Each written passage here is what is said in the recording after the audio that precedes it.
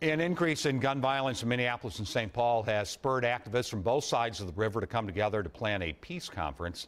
Standing with ministers and former gang members is a familiar face. Sharif Willis, a former Vice Lord leader, is fresh out of prison and playing a major role in putting this conference together.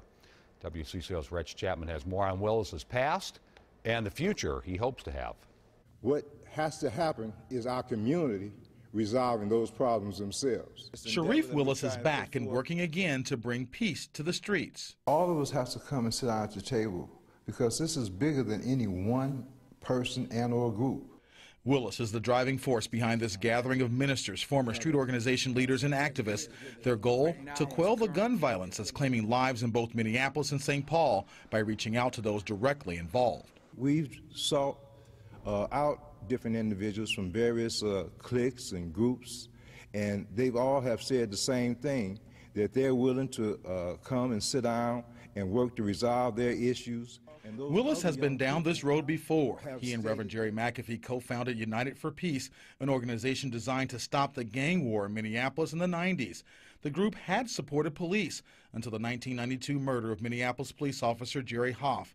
Hoff's execution-style murder ended that agreement. 4 men were convicted of the crime, including Willis's nephew.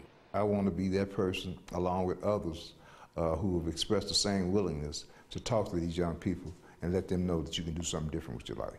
Willis and other members of this group have been visible at crime scenes in both Minneapolis and St. Paul. Willis says this time young people are not killing over drugs, money, or territory.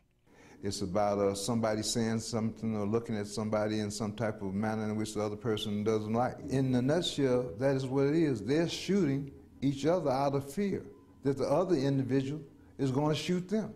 Willis served decades in prison for weapon and drug charges, and he says he knows there will be people who don't want him around, but he says he's determined to finish the job he started decades ago. I'm not concerned about the cynics. I'm not concerned about the critics. I'm concerned about those individuals who are seeking to make a difference. It's all about saving lives. That's what it's about. Reg Chapman, WCCO 4 News.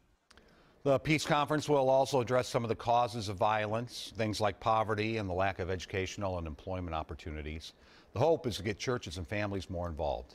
Stevie Wonder and civil rights leader Ben Chavez are set to be the keynote speakers for the event on June 17th.